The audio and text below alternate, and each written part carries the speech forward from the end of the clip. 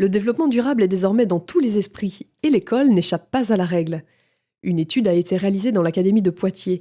80% des établissements possèdent un coin nature. 63% déclarent l'utiliser pour mener des actions pédagogiques avec les élèves, tous niveaux confondus, même si les lycées sont moins bien dotés.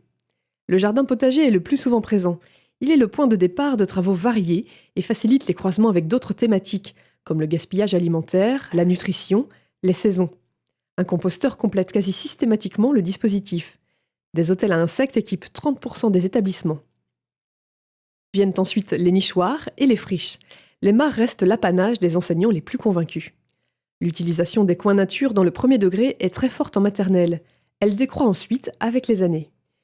En collège, l'utilisation est très fréquente en 6e, programme de SVT oblige.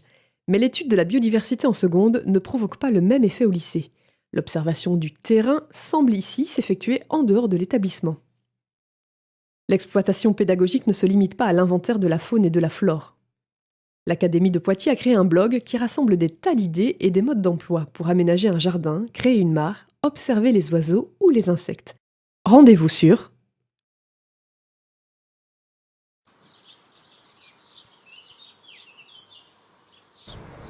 En fait, c'est un jardin qui a été construit il y a 14 ans. Et l'idée, c'était d'en faire une sorte d'îlot qui symboliserait à la fois l'écologie et à la fois la dynamique de l'établissement, puisqu'il était fait pour être investi par les élèves ou par les professeurs. Bon, pour plein de raisons, le projet a été abandonné. Donc à un moment donné, on a eu un nouveau chef d'établissement qui a impulsé une dynamique. On avait un lieu qui était magnifique, il a compris, et à un moment donné, on a dit il faut qu'on remette ça à plat et puis qu'on reparte sur un nouveau projet. En fait, on a toujours voulu que ce projet appartienne aux élèves. C'est-à-dire qu'on a réuni les élèves, on leur a montré le lieu et on leur a demandé qu'est-ce qu'on peut faire. On a fait 3 branches et puis on a dit voilà, sur l'agora il faut faire ça, sur le ruisseau il faut faire ça et dans les chemins il faut faire ça. On a élaboré ensemble les autorisations de prêt pour les parents. Chaque élève est venu avec son matériel, ses gants, son bleu de travail qu'ils ont laissé ici. Et puis ça s'est fait de cette façon-là. Les plantes qu'on va pouvoir amener, c'est un petit peu pareil. Si on veut faire par exemple un parterre de jardin potager, on aura peut-être besoin de planches qui résistent à l'eau. On va demander aux parents si ils ont des planches. Voilà. Pour les plantes, c'est pareil.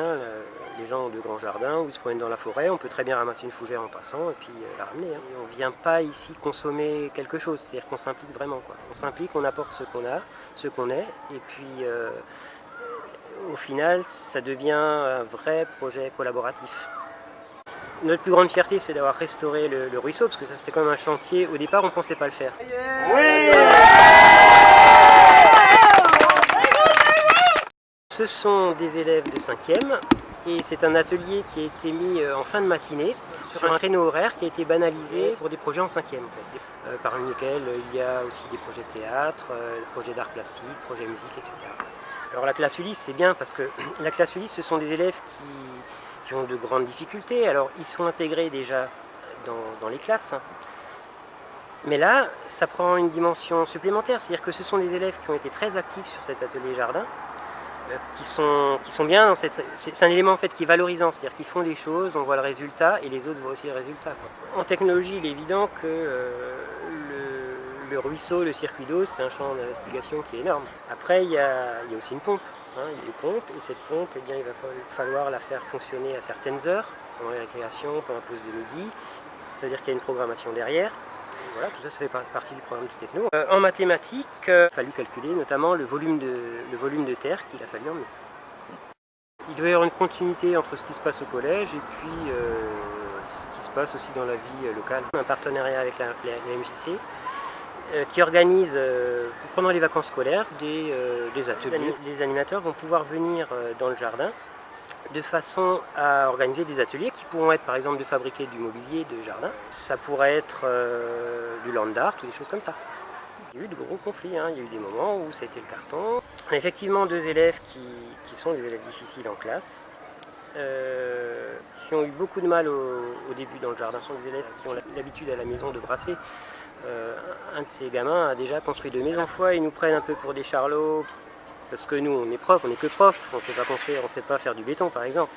À partir du moment où on est rentré dans les vrais travaux de construction, Nous, les profs, on est venus avec nos bleus de travail, donc ils ont vu qu'on faisait ça aussi chez nous. Ça crée une relation, on commentait nos coups de truelle, et puis ils travaillaient bien.